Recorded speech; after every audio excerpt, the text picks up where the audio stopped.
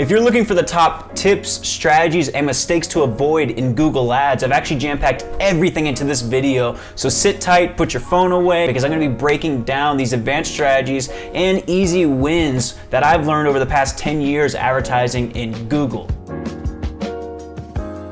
I'm also going to be including some free resources such as the top Google Ads we've seen that we've saved into a free cheat sheet that's absolutely free to download. I'll include the link in the description for that. And on top of that, just to get you really started, I'm going to be including a massive list of negative keywords that you can upload to your Google Ads account so you don't waste budget on keywords that are just not going to be good for your business. You know, people looking for free or just unrelated terms, and then people are clicking on your ad and costing you dollars all day long. So both of those links will be in the description and feel free to check them out.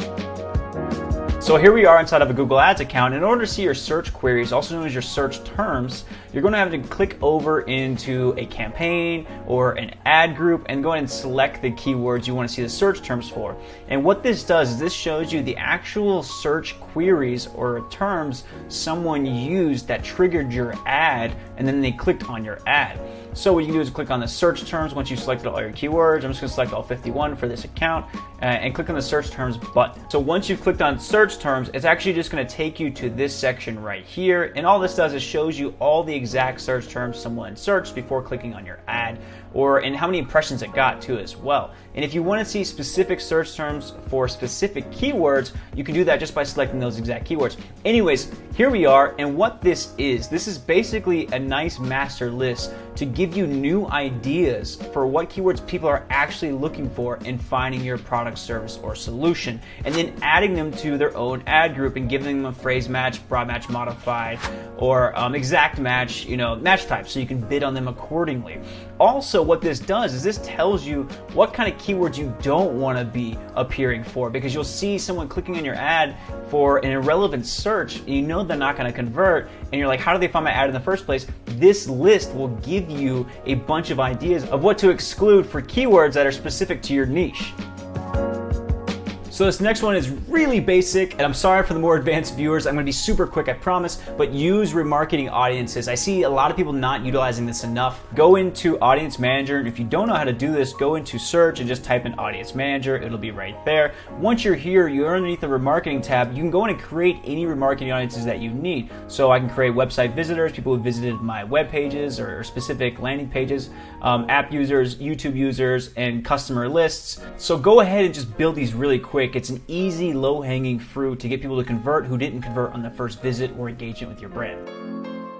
So this next one is actually useful for us, especially if we're trying to optimize out of a rut or we're trying to scale up our results. And it's actually testing out different bid strategies depending on the goals in your account. And again, I'm not just trying to tell you like basic knowledge. So the second part to this is actually switching up your bid strategy depending on the stage of your campaign. So for example, if you're launching a brand new campaign, set it to maximize clicks so you can get enough conversions to then switch it to maximize conversions after you've had about 50 conversions per campaign. This works really well. Typically, I'm switching between enhanced CPA, which allows you to fluctuate your cost per click depending on how likely the person that is clicking is going to convert, and Google has information on this. And the second one after that is actually target ROAS. For e-commerce companies that have enough sales per week, you can actually optimize for a target return on ad spend. The next one I actually like to use, obviously, is maximize clicks, and then lastly, maximize conversions depending on how much data I have.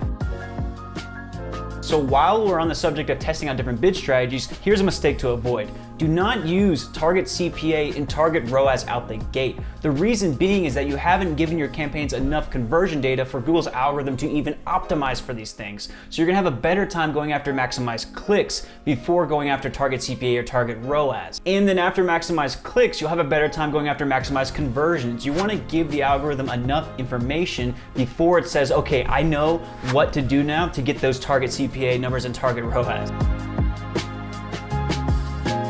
So this next strategy I'm going to go over is actually going to help you reduce your cost per click and increase your click-through rate, and that is using ad extensions. And I'm not just saying using the basic ad extensions where it's like book a free call, book a demo, free strategy, whatnot. Actually make them enticing and actually add value outside of just getting someone to jump on a call with you. Let me show you an example. So this is relatively easy to find out what's wrong with this ad, but basically this ad on the top left is not using any ad extensions. It just gain insights about your team, resources, and projects in one place, watch a free demo. Like there's not really anything enticing me to click. It's not going over how this like makes my life easier, how does it help me save time, save money, and make money.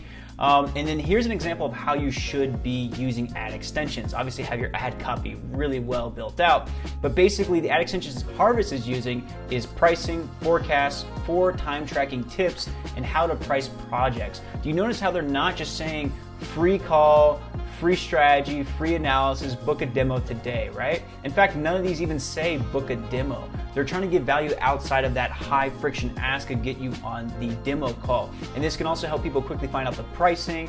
Also, if they want to look at more additional features, and also have some nice lead magnets in here, the 4 time tracking tips. So this is a good way to get people to click past just looking at the description and looking at your headline, and actually reduce your cost per click. Real quick, here's a tip. Basically, if you don't set up broad match modifiers on your keywords, you're gonna waste a lot of money. I actually did an entire video on this, and I'll have the editor go in and put the thumbnail right here. No, man, like put it right here. Okay, I'll have the editor put the thumbnail right here, and you can click on that video. The link will be in the description, where I go way more in detail about some strategies and tips and tools to use to cut your Google Ads conversion costs. That way you can get a cheaper cost per lead, cost per purchase, and scale up your budget more effectively. All right, get out of here, man. I don't need, okay, great. Once again, the link will be in the description, so just go ahead and click that to see the video. So I hope you got some value out of this video, and as mentioned in the beginning, there's actually 2 links in the description for a list of negative keywords you can use, and also a list of our favorite Google Ads. That way you can get inspiration when you're building your own campaigns. If you found this video valuable, please consider subscribing and clicking the bell so you get notified whenever I release a new video. And if you're feeling extra generous, go ahead and leave a like on this, because it tells the algorithm that this is good content, and it'll show to other people who might want to find this. If you have any questions at all, please leave them in the comments and I will get back to you, I promise. I'm Lewis Mudrich, thanks for watching, and I will see you on the next video.